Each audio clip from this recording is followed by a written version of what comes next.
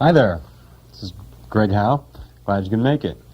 Hopefully in the next hour or so we can talk about some of the ideas and some of the techniques that I use as part of my playing. Do a lot of neat two-handed things and some warm-up exercises that might also help your alternate picking a little bit. Arpeggios, just a whole bunch of stuff. It'll be a lot of fun. But before we do any of that, we should probably tune together. So here's a high E, B, G, D, A, and low E.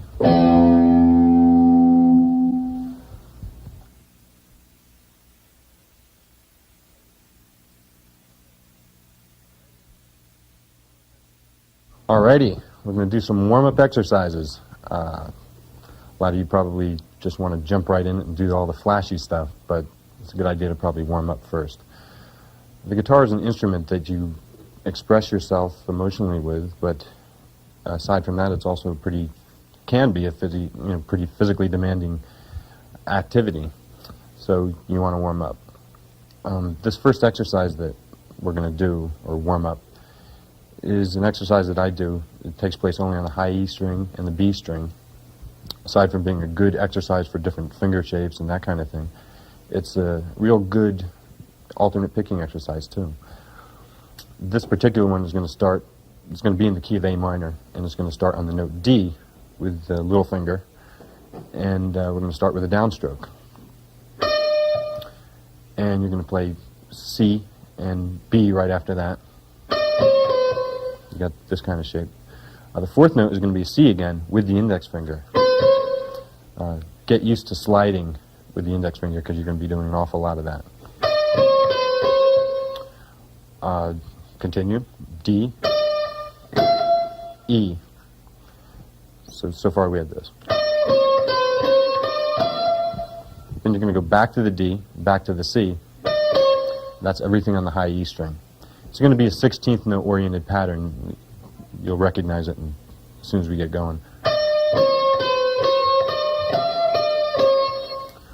Right after that, continue the notes B, A, and G on the B string.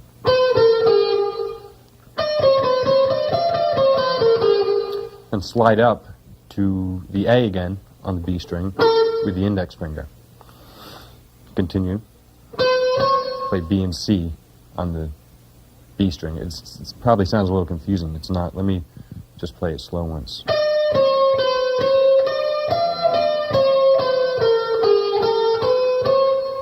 Right after that, you're going to end the whole 16th note phrase with D and E again on the high E string. So you can hear it's a one measure lick with 16th notes, and it's.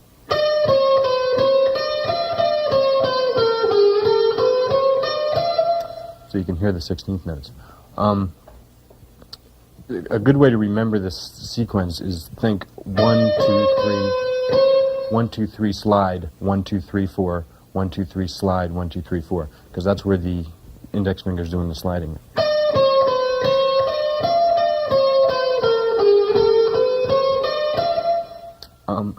We're just going to continue. It'll be the same thing. Keep it in A minor, and you'll start on F this time. It's going to be the same sequence, but it'll be a harmony to that.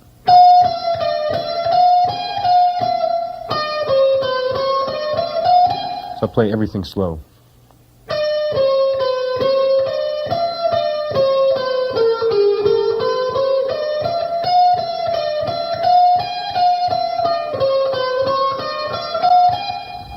Take it up one more. We'll start on the note A this time. Same sequence.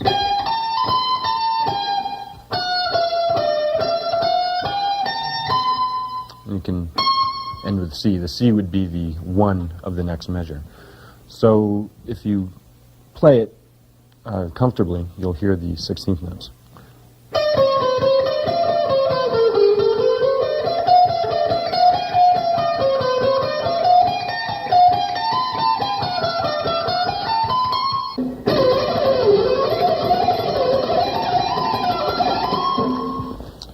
You take the descending version of that. You start on the note C. That would be the 1. The only difference between the ascending version and the descending version is the index finger is now going to be sliding down on 4. 1 instead of... So you're sliding down. Everything else is exactly the same. You start on C. So you can see it's the same thing. So slide.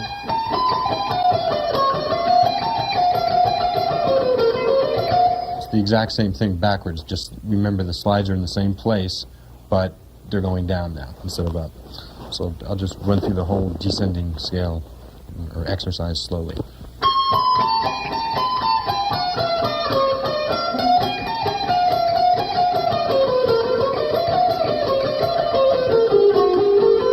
When you get to this point,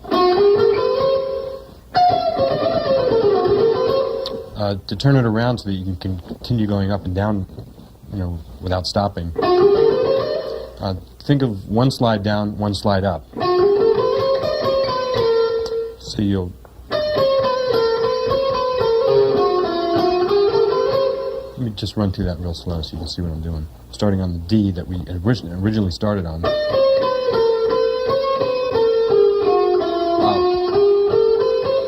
But the second time, sliding up from the E to the F.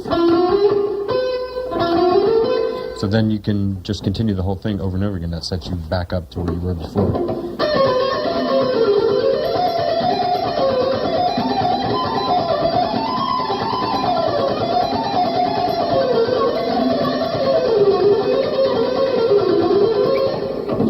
And just continue up and down.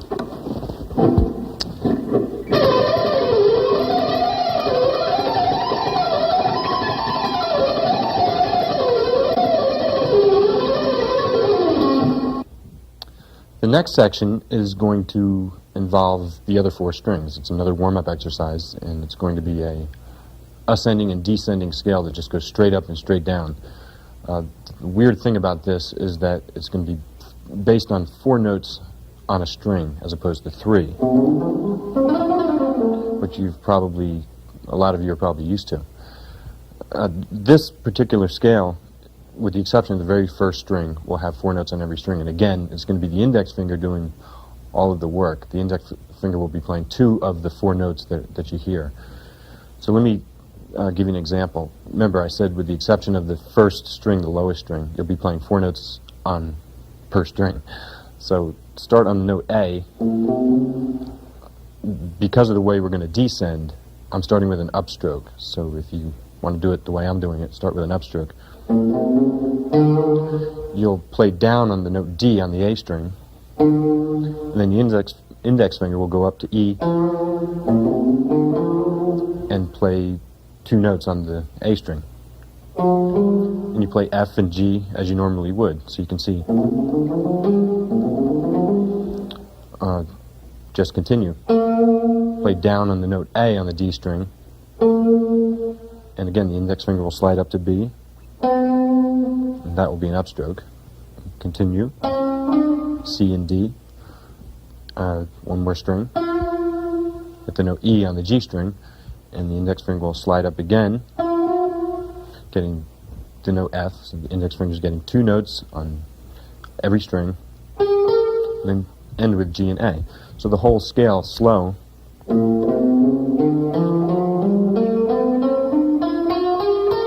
That's the ascending version of the scale. Might not seem like a big deal now, but it can be real beneficial, because we'll add another octave onto that, and I'll show you in a minute.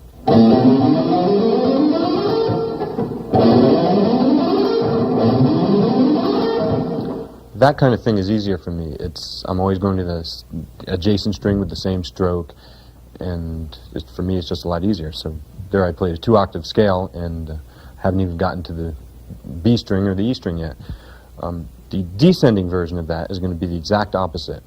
I'll be playing 3 notes on the G string and 4 notes on every other string.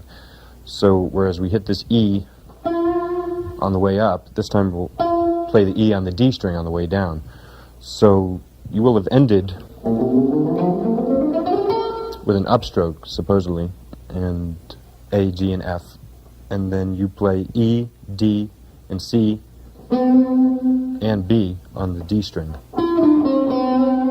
Those are your 4 notes. On the A string, you play A, G, F, and E. And then play D, C, B, and A on the low E string. So you've got 4 notes on every string except the G string when you're descending. And you should end with an upstroke so that you can continue. In other words, the last note of the descending scale will be the first note of the ascending scale and vice versa. So the descending version is...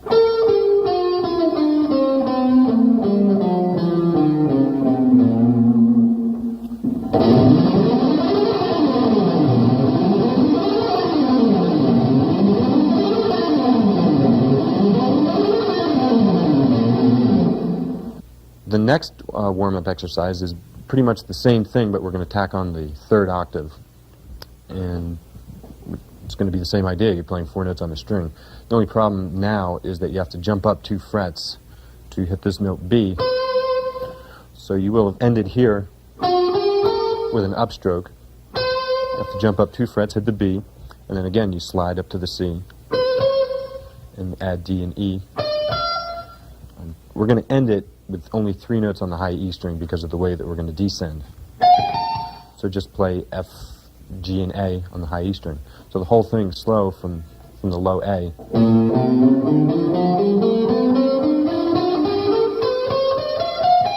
And there's your jump. So just work on that, and you can play a 3-octave scale, playing 4 notes on the per string.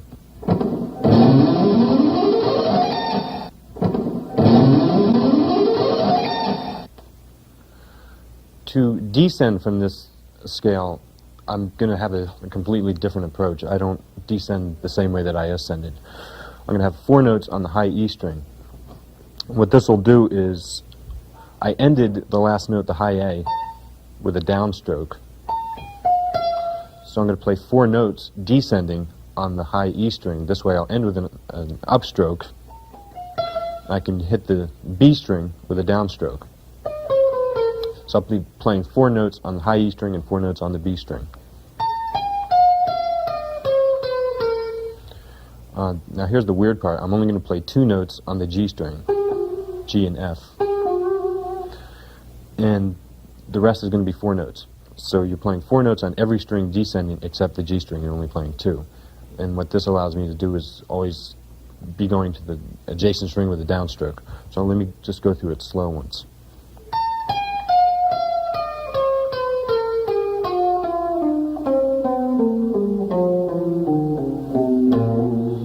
And again, I'll end with an upstroke so I can continue doing the up and down version over and over again.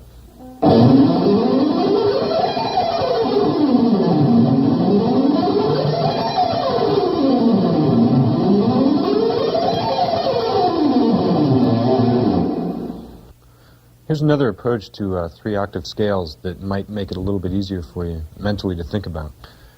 By keeping the same shape for each scale, it might make it easier for you to see the scale and make it easier for you to play the scale.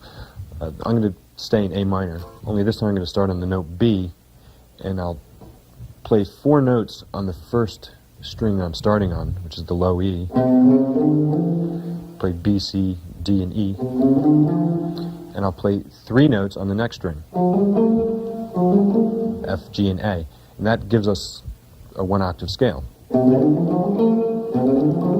If you look at that shape, the index finger is playing B and C.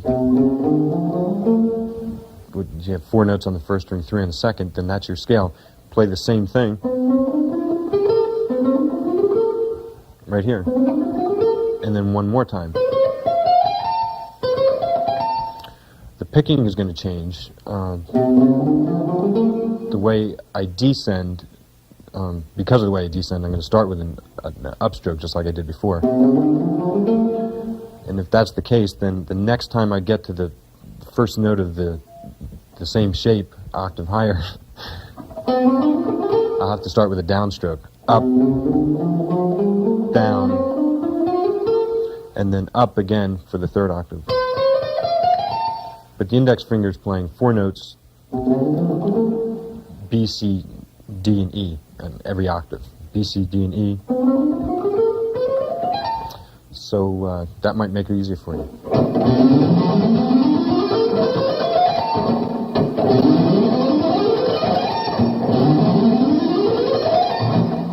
To descend, I don't use the 3 identical scale idea. I do it differently because I always like to make sure I hit an adjacent string with a downstroke, especially when I'm descending. It's just easier for me. But an easy way to think about the descending version of this is think 4 notes on every string except the high E string. There'll only be 3, and the G string will be 2. So let me just run you through that once. You will have ended with an upstroke on the note A. So to descend, you play out of this shape right here, and then play 4 notes on the B string. So you've only got 3 on the high E string, A, G, and F, and then 4 on the B string, E, D, C, and B. Then only 2 notes on the G string, A and G, and 4 notes on every other string.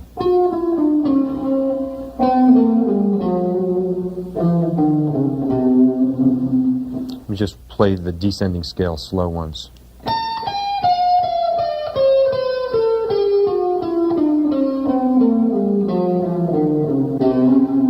I'm always going to the next string with a downstroke.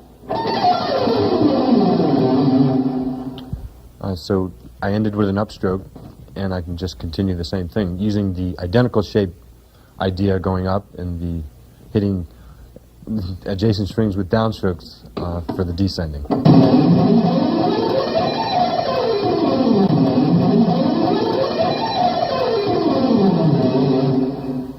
Using that same idea for a harmonic minor scale can be real useful.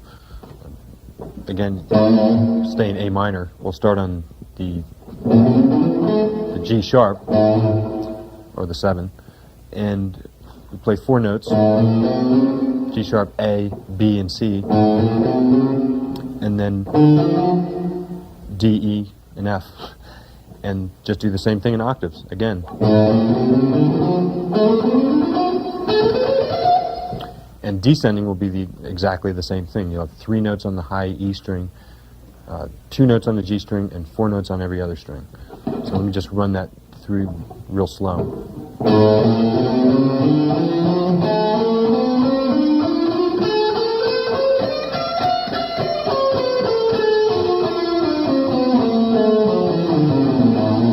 Descending has a couple of weird shapes, and let me just run through it real quick. Excuse me, I'm terribly sorry. I know you're busy and everything. I was just walking by the hallway and I heard the way you were going so fast on it. That's truly the mate. Well, listen, I know you're busy. Why not? I'll talk to you just a little bit. Thanks. Alrighty. You start with, you're going to start on the one more thing, sir. Does that come in that color, or... I'm in the middle of a video right now. I'm doing you're right. instruction. When you're right, you're right. I'll listen. I'll talk to you later. Okay. I'm starting on the note F, and basically I'm going to pull off to E, and then... Keep it up. It's fantastic. You'll have 3 notes on the high E string, like I said. You'll have F, E, and D, and you should have ended with an upstroke with the ascending scale, so the D will be an upstroke on the way down. You have 4 notes on the B string, C, B, A, and G sharp.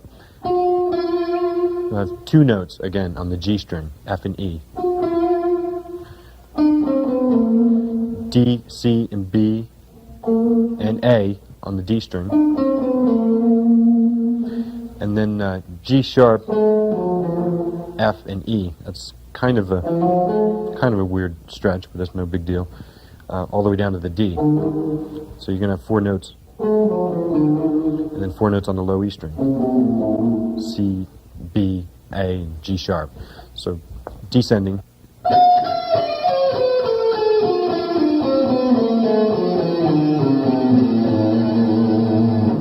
And just play it over and over until you can go up and down fast.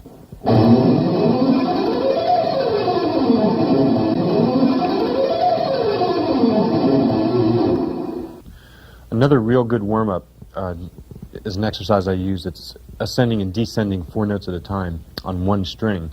And it's a real good control exercise for coordinating the left and right hand together. Keep this in A minor too. Start on the note A with a downstroke, and the index finger, you get used to the index finger sliding around, the index finger will slide up to B with an upstroke, and then you just tack on the C and the D, and then you just do that same thing over and over again, staying diatonically in A minor. 1, 2, 3.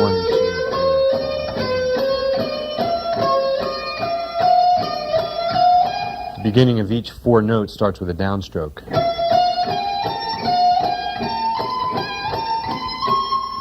And to descend, use the last note of the ascending scale as the first note of the descending scale. So you should have ended with an upstroke.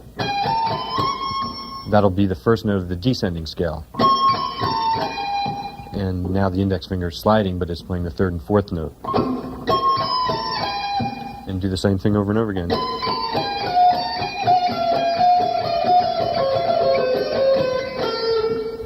That's the toughest part. If you want to continue going up and down, you'll have to slide twice down to the A because you're descending and ascending real quickly at the same time.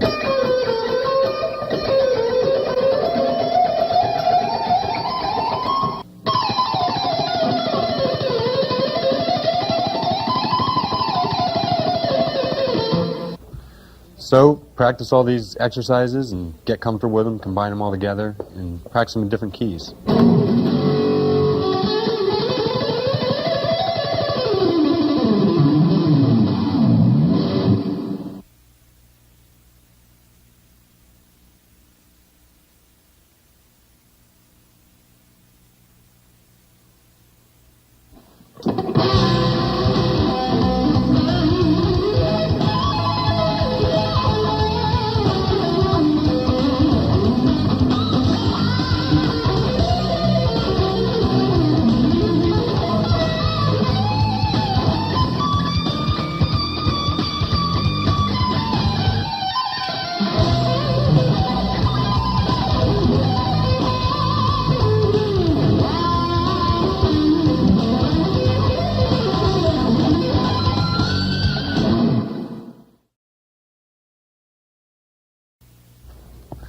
I'd like to show you some of my favorite licks, some of the licks that I use all the time. And a lot of these won't necessarily be picking every note, so it'll be a little bit something different. One of the licks I use all the time is a lick that ascends and descends 4 notes, but I don't pick every note. I hammer on and then pick the high note. Do this one in A minor. I'll start on the note C and hammer onto the D and hammer onto the E on the B string. I sort of have the 13th fret barred. I'm hitting up on the F. And then I'm picking all the notes coming back down. And what that allows me to do is get a lot more speed that way.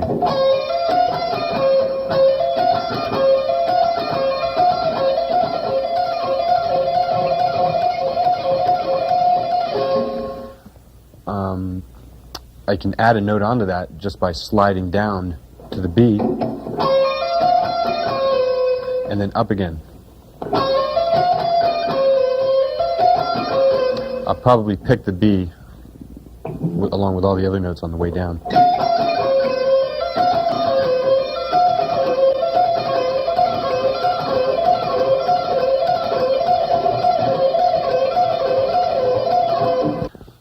You can do a lot of things with barring. I do a lot of things like that. I'm barring the high E string and the B string. I do a lot of blues licks that way. Here's another easy kind of lick that sounds kind of cool. I'll do this example in E. This will be like an E blues lick. All you're doing is hitting up on the high E string and down on the B string on the note D and pulling that off to a B, kind of a pentatonic thing. And then you're hitting the note A on the G string. And then you're going back up again. The way I'm picking it is up on the E string and down on the other two. when I ascend, I'm hitting up on the B string. Let me just play it for you slow and I'll speed it up.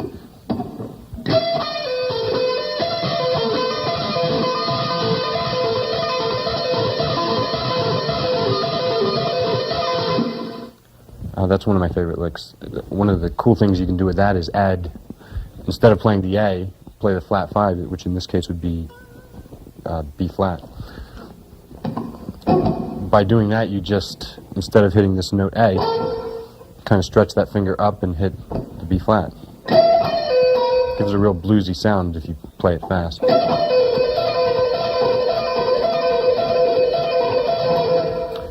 And, you know, you can use that as part of the lick that descends. Or the cool thing about barring licks is just by pivoting the third finger, you can do the same picking but get different notes by you know, barring with the third finger too. What I'm doing here is I'm hitting down on the B string, up on the E, back down on the D, or the B string but the note D, pulling it off to a B, and then that same pull off is also a hammer-on up to D again, but instead of hitting up on the E, this time I will have barred this finger. I'm hitting up on the note G. So let me just play it slow so you see what I'm talking about.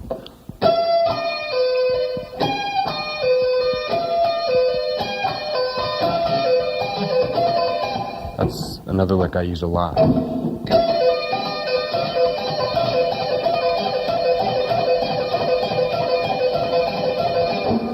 And again, you can add that note on the G string and just kind of come up with variations of that kind of idea.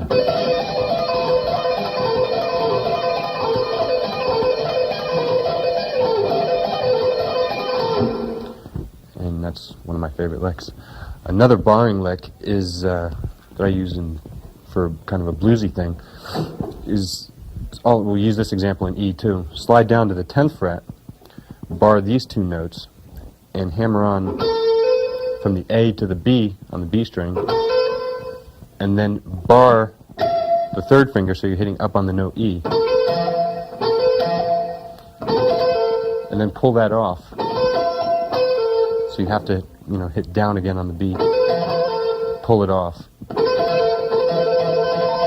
The thing you can add to that to make it sound real bluesy is the flat 5. It sounds kind of weird, slow, but it sounds cool when you play it fast.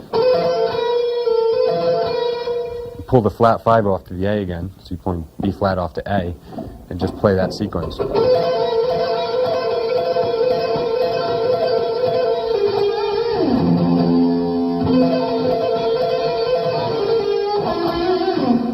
That's one of my favorite licks. Another blues lick that's barring sounds similar to that. This is kind of weird because you'll be barring with the second finger this time. Start on the flat 5, or the 11th fret of the B string. That would be the flat 5. Hammer on to the B, and then up on the note E. So the second finger is the finger that's barring. Hit back down on the note B, and pull it off. Then with your third finger, reach up and hit the D on the B string. The whole thing slow is going to sound like this.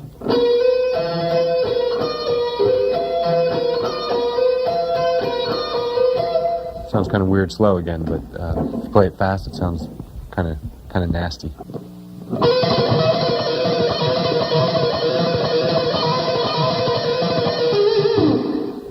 One of my favorites. Take that same barring idea and use it on some of the other strings. You can go like right across the fretboard barring. That's another thing I do a lot, which is, let me just show you what it is. If I was in E, say E blues, start on the note A, and I'd hammer onto the B, and then bar with the third finger up on the note E. Then hit the B again, pull it off to A. Then just At that point, after you've gotten down to the A, just do a simple pentatonic hammer-on to the B, to the D, and to the E. Let me just show it to you slow so you see what I'm talking about.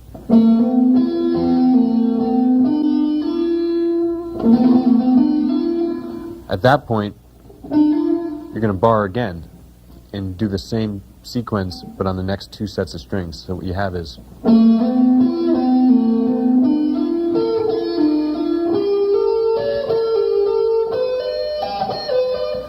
The only weird part is when I hit that C sharp, and if I'm in E blues, then that note works. Technically, if we were doing the exact pattern all the way up, keeping it pentatonic, I should have hit the D, but I'm not going to do that because I want to keep it easy for me. And the last shape would be minor third distance, with 3 frets. So the whole thing would sound like this.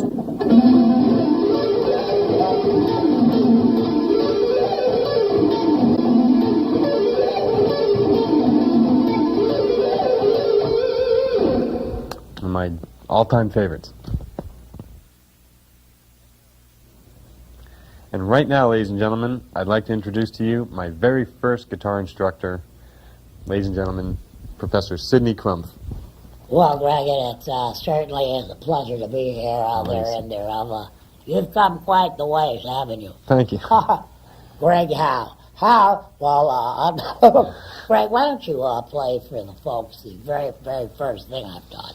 Well, the very first thing you taught me, I don't know if I remember. Well, that would be your C minor, F, G, half gainer, full twelfth side of French. Try that. I don't remember that one. Just try it, Greg, all right?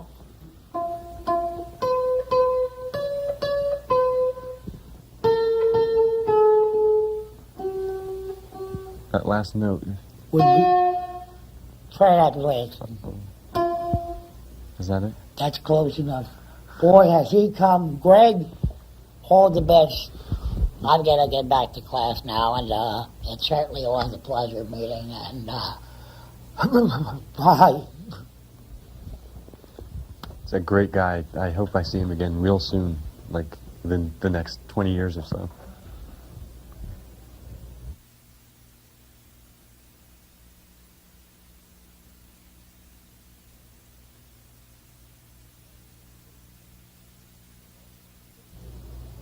Well, time to have some fun. Get to use both hands on the fretboard. I do a lot of two-handed things, and I try to make sure that when I do them, they almost don't sound like two-handed licks. They sound more like runs or extremely fast legato lines. It would be hard to do with just one hand. One of the licks I use a lot, and again, I'll keep this in A minor so we can be easier to talk about. It's a triplet pattern that's I usually use it in a descending form, but let's go up to the Dorian position here in A minor. We'll start on the note D, and what you're going to do is position the left hand on D, E, and F, those 3 notes. And the lick will actually start on the note G with the right hand. I use my middle finger because I do a lot of things where I'm trading off back and forth between hammer-ons and picking and two-handed things, and so this way I don't have to think about what I have to do with the pick. Anyway, we'll start on G. You're going to play that note. That'll be the first note. You just tap it with the right hand. Pull it off, and you'll get the note F. Pull the F off to an E, and then re-tap the F with the right hand.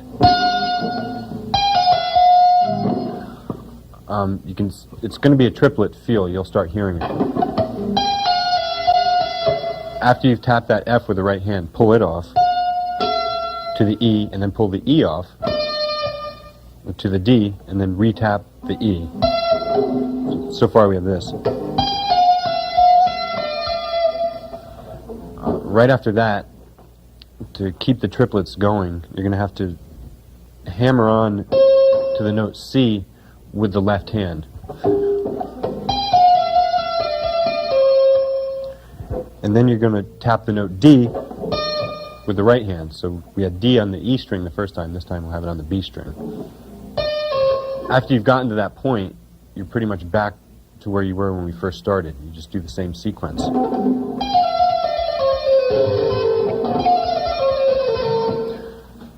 To keep it going all the way across the fretboard, you'll only have to tap 2 times on the G string, just because of the way the pattern is.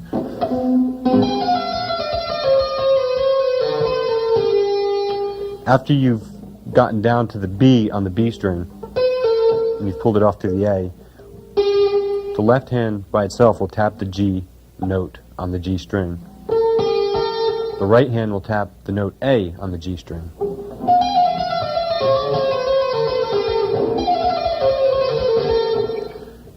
When you get to that point, just pull it off to the G, pull the G off, re-tap the G with the right hand,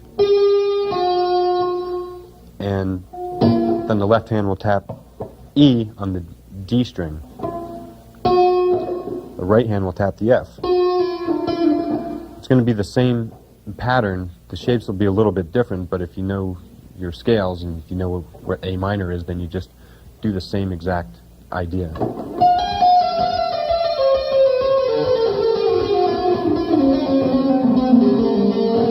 Take it down as far as you want. You can, until you run out of strings, or until your hands collide with each other, which might create even a cooler effect. Another variation of that is a blues idea, or a pentatonic idea. Keep it in A, jump down here. It's going to be the same idea, but you won't be tapping as many times on one string. I'll start here on the note D on the high E string.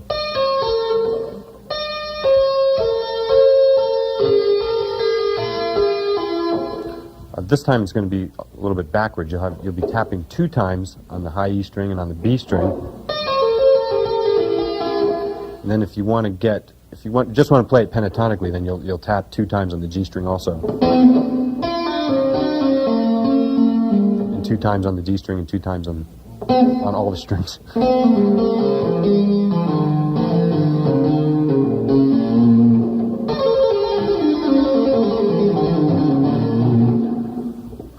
If you want to get the flat 5 in there and make it sound really bluesy, then you'll tap 3 times on the G string. When you get to this point, instead of going to the note D, go to E flat or D sharp, and then tap on the E, pull that off to the flat 5, pull the flat 5 off, re-tap it with the right hand, pull it off, get the note D, pull it off, re-tap the D. Just do the same idea, except you'll be tapping 3 times on the G string. So.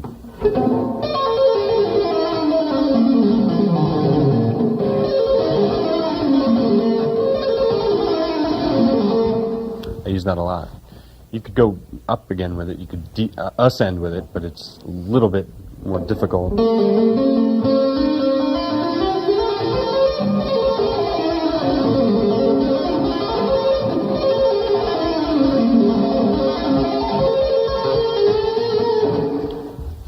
I use that a lot. It's one of my favorite licks, and another good 2-handed lick that doesn't sound like a 2-handed lick, or it doesn't sound like an arpeggiated that kind of thing that you've heard many times, is an ascending run that I use a lot. I'll do this one in A major. I'll start on the note E, and what I'm going to be doing basically is just playing 3 notes per string. 2 of the notes will be with the left hand, and the 3rd note will be with the right hand. The only difficult thing about this is that if you're not real careful, strings start ringing out because you don't have this hand over against the bridge to mute anything. But just keep working on it, and you'll have it no problem. It'll be fun. We'll start on E and just basically play E and F sharp, and then tap the G sharp with the right hand. And and do the same thing. This particular pattern will be the same shape on the first 3 strings, so after you've gotten there, just do an octave of the same thing. You'll start here. You have to jump up a fret on the B string, then start it again, and you don't have the last 3 notes because you run out of strings finally, but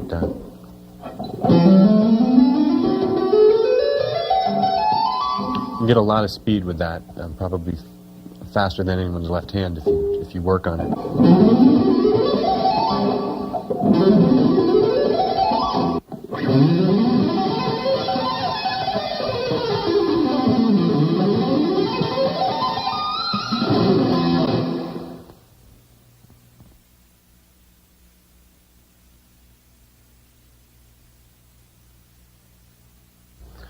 I'd like to show you some arpeggios and some wide interval licks. Recently, arpeggios seem to have become pretty popular amongst rock guitar players, and they're very useful. There's a couple real advantages to arpeggios. Number one, they sound real impressive because they can cover a lot of ground quickly, and more importantly, they look impressive because they can cover a lot of ground quickly. Seriously, they can sometimes help expand the sound of a chord. For instance, if you played an E minor arpeggio over a C major chord, it could help bring out the major 7th tonality of the chord or something like that. That kind of thing, they help widen the sound of whatever it is you're playing over. Some of the techniques involved in arpeggios are sweep picking. If any of you are familiar with that, then maybe this won't be that helpful to you, but if you're not familiar with it, I have a couple of exercises for sweep picking. I don't sweep pick as much as a lot of people think I do, but I do sweep a little bit, and I'll show you one of the exercises right now. This will be a C major triad, and it's going to involve 2 different positions. The ascending sweep will be a different position than the descending sweep, but you can combine them both together and have a large 2.5 octave arpeggio. So I'll show it to you. I'm starting with a downstroke on the note C with my middle finger. I'm playing the E on the A string. Then I'm hammering on to the G note of the A string. And this will all be one sweep downward. When you get to the D string, you hit that with a downstroke, and that's your octave. When you get to the G string, you play the E again, and then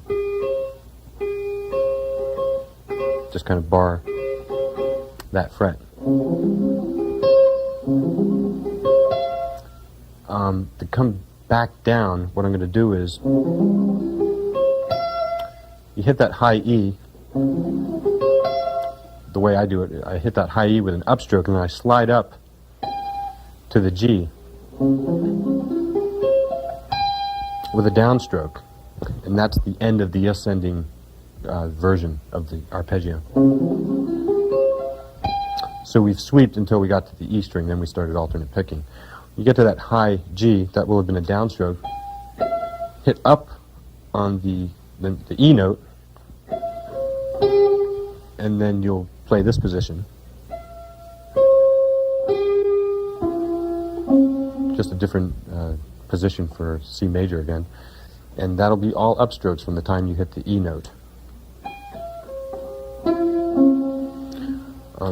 Until you get right here, then you alternate pick again, at least the way I do it.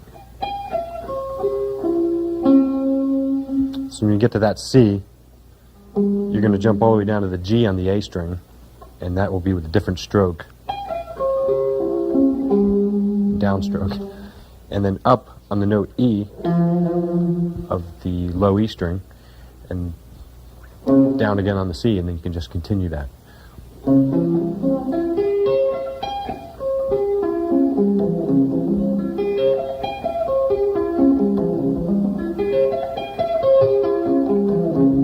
build it up until it gets faster and you're comfortable with it.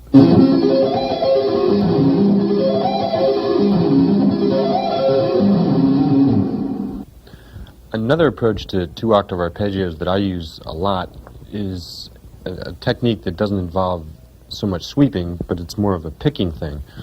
And it's, for me, a lot more comfortable. And you can play just as fast, and in some ways it sounds a little bit smoother. I'll give you an example. Start on the A string. We'll do it in C again. Play the note C on the A string. Then hammer on to the third.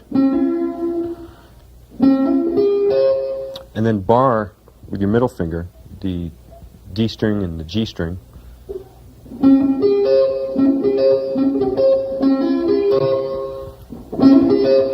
And the way I'm picking that is downstroke on the A string, a downstroke on the D string, and an upstroke on the G string.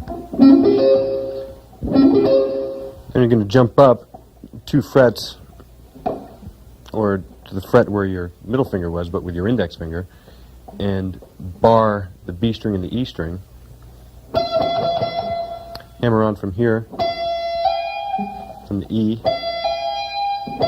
to the G, and then bar up to the C. The advantage to this is that you can play a very fast 1-octave arpeggio in a high position.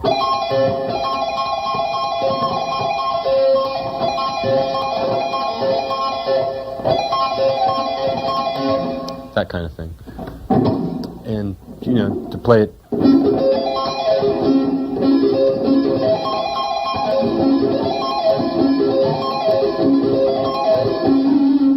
that kind of arpeggio works nice for me.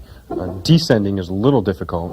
You can pretty much do the same thing. Remember, you've hit up on the high C, and you're doing that same idea that we did back with the blues lick, except, you know, keep it a triad. You have to jump back down here with your middle finger, hit up on the G. You just do the same thing backwards.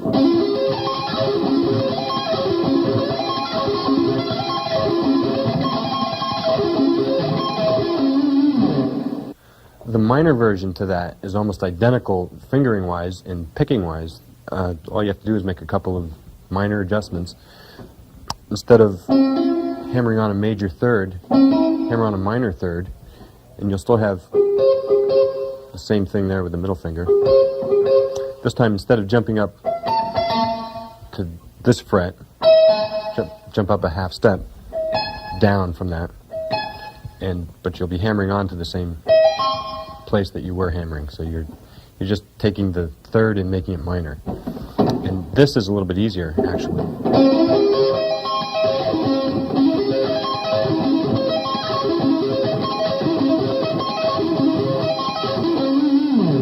Aside from just arpeggios and triads, I do a lot of wide interval things that sound kind of like arpeggios because they cover a lot of distance, but they're actually not. They're just wide interval scales. I don't have time to show you a lot of the things that you can do, but I'll show you one lick, and this might be able to just open some doors. This will be for E minor. I'm starting on the note A on the D string. I'm just playing like a pentatonic form right there. Then with the right hand, I'll tap to the A on the G string. Right after that, I'll jump up to the B note with my index finger of the left hand, and then hammer on to the note D. So I'm picking and I'm tapping and all kinds of stuff. From that point, you can do what you want to do. You could maybe just take it that high, maybe add on an E.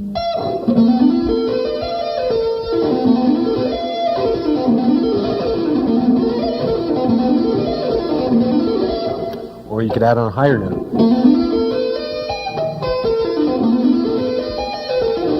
Any note that's in the key, or anything that you're trying to, whatever you want it to sound like, add that note to it.